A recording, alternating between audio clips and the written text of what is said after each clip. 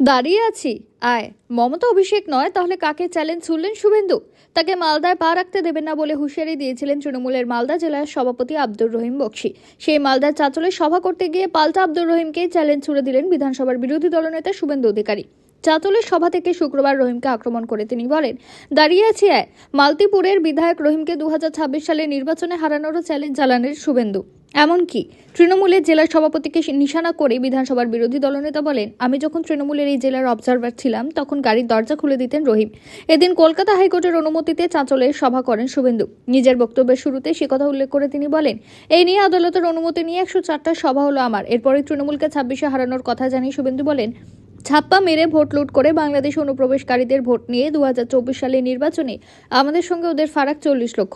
আর SIR এর প্রথম ঝাঁকুনিতে 58 লক্ষ নাম বাদ গিয়েছে। ভোটার তালিকা থেকে আরও রোহিঙ্গা অনুপ্রবেশকারীর নাম বাদ যাবে। এসআইআর এ কি হতে চলেছে তার ট্রেলারটা দেখেছেন তো দিল্লিতে। তৃণমূলের সেকেন্ড ইন কমান্ড এখন থেকে বলছে এই ভোটার লিস্ট মানি না। 14 ফেব্রুয়ারির পর থেকে তৃণমূলের সবাই এই কথা বলবে। বিজেপির আসন সংখ্যা নিয়ে তিনি বলেন, এই রাজ্যে দুটি জায়গায় একজোট হয়েছে সনাতনী হিন্দুরা, উত্তর মালদা ও নন্দীগ্রাম। উত্তর মালদাকে দেখে সনাতনীকে এগিয়ে এলে বিজেপি 200 নয় 220টি আসনে জিতবে। প্রসঙ্গত, উত্তর মালদা লোকসভা কেন্দ্রের সাংসদ বিজেপির খগেন মুর্মু।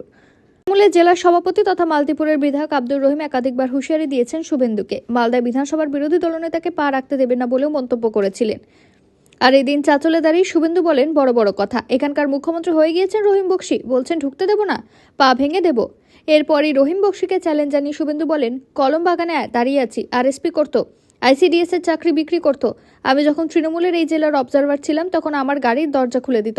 মালতীপুরে রহিম বক্সীকে হারানোর চ্যালেঞ্জ জানিয়ে তিনি বলেন, মালতীপুরে কে জিতবে আমি জানি না, তবে রহিমকে আমি জিততে দেব না। ওকে যদি তৃণমূল মালতীপুরে প্রার্থী করে তাহলে হারাবো। কোন মন্ত্রে হারাতে হয় আমি জানি। এই জেলায় জোটের সঙ্গে বিজেপির লড়াই হবে। আমার এখানে 6টা আসন এগিয়ে রয়েছে। আমার আশা আরও 2টো আসন পাবো। তৃণমূলের দুর্নীতির কথা উল্লেখ করে শুভেন্দু বলেন, যেদিন উনি দিদি থেকে পিসি হয়েছেন আমি ছেড়ে চলে এসেছি। শুভেন্দুর মন্তব্য নিয়ে আব্দুর রহিম TV9 বাংলাকে বলেন, দিশেহারা ও বিভ্রান্ত হয়ে কুৎসিত মন্তব্য করছেন। আমি একজন জেলা সভাপতি ও বিধায়ক। আমাকে যে ভাষায় আক্রমণ করছেন তা কুরুচিকর এবং এর যোগ্য জবাব মানুষ দেবে। আমি ওকে চ্যালেঞ্জ করছি, মালতীপুরেও সে দাঁড়াক। ও যদি হারিয়ে দেয় ওর চরণের জল ধুয়ে খাবো।